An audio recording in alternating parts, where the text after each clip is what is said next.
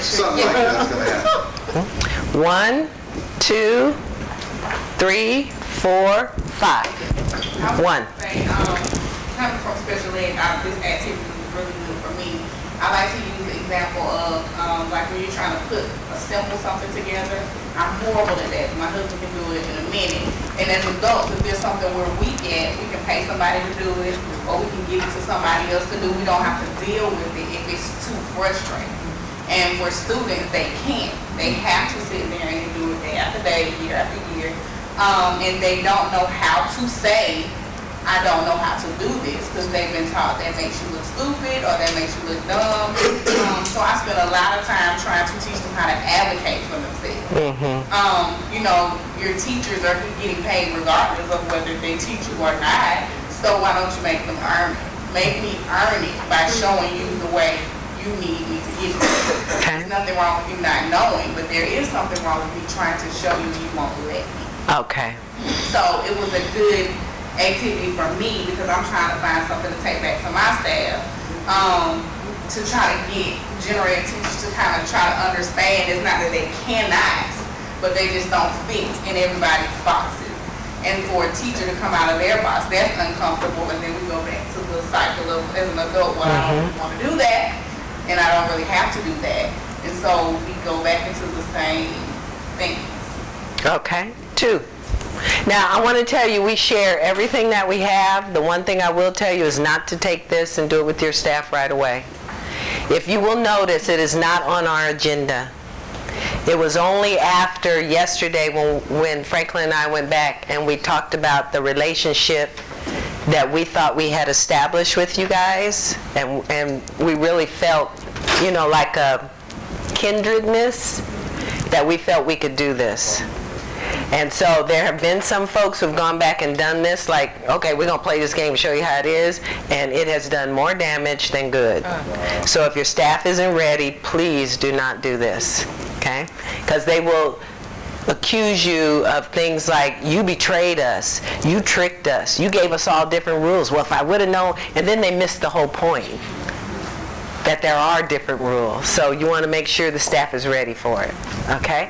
And then 2, who is number 2? I was just going to piggyback on what everyone else has said.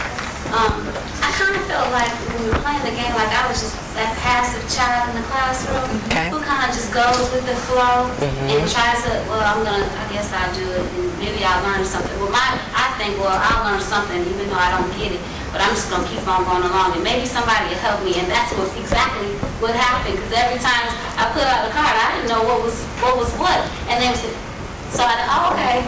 You know, and thankfully they told us they could have just kept on going, because Candy nor I knew really the rules of the game. And then I read the directions, but I just skipped over the trump part. I didn't know. I'm like, okay, whatever. Maybe it'll just come to me as we play on. So that really hit home. And then I thought about the personalities from each table was different, and the responses you got were different. And I just took it as a grain of salt. And I thought about it when we got over here, and Candy we were discussing how we went because we traveled from table to table, and it was like we were, talking and discussing it, and I was just like, well, it makes you realize who you are and what things you can change about yourself and how to be perceived, and all those things start coming in my mind, and it was just like, wow, we just played a game. Well, how did I come up with all this other stuff? It was weird. Okay. 3. Who was 3? If you don't remember. Okay, Willie? Just to kind of revisit what you were saying about rules from classroom to classroom can be different. Well, a few years back, I was over a program called Consistency Management, Cooperative Discipline. Some people may have heard of it. I know children participated there. But one of the things, and one of the strategies to address that was that you allow the kids, you and the kids will make a classroom, what they call a classroom constitution. And they would have to sign off to say that they were going to abide by those particular rules that they created. And you wanted to keep them simple, no more than 5 or less. What I used to try to get the teachers to do, like you said, well, let's just have the same rules from room to room to room.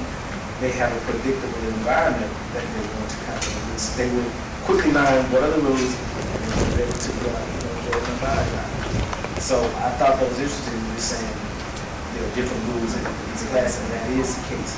Okay. Because sometimes they chew gum in this room, over here you can't chew gum, and in that room, well, why can't I chew gum in here? I chew gum over there. Okay. 4. Emily, is your hand up for a chance? Yeah. Okay, you'll be 6. And Alex, did I see your hand kind of? Okay. All right, so 4? Who was 4? I went to 4. Okay, 5? You were 5 and you were 6. Okay. I was gonna say, 'cause she said she felt like the passive child. I felt like the kid in class, cause I teach all boys, like the kid in class would knock all the books off the desk or whatever. If I had any books to knock off, I would have. But I mean, that's what I felt like, cause there, one student in particular, like, came to mind when I was doing this, and I was like, and now I kind of get it, cause for years I've only taught like, gifted kids, and, now I'm teaching at all boys school, I have like 2 gifted kids, every now and then, so, stuff is, like the reality is just a little bit different for me, so it was, and I totally see how now, in a 40-minute card game, I totally see now how, the need to play nice, or to play it all is, not there. Sometimes like, well, why don't you just participate? Now, I get it. Well, why would I participate? This is stupid. Because that's what I get from the students. So, I don't want to do this because, blank. Okay. So, yeah.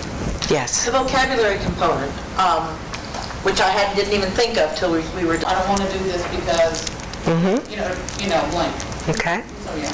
Yes. The vocabulary component, which I didn't even think of till we were discussing.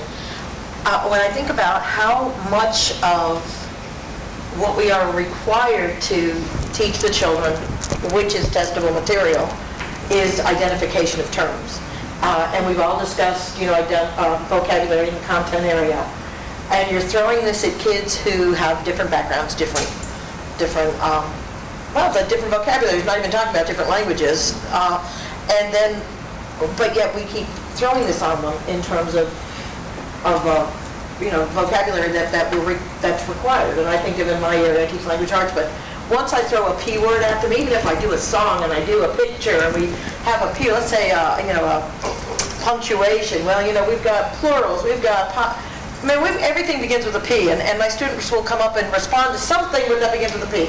So they're in the P zone, but it's all this vocabulary, and that really stuck with me on how the vocabulary of the event just is going to eliminate some people from success right off the bat before we even start.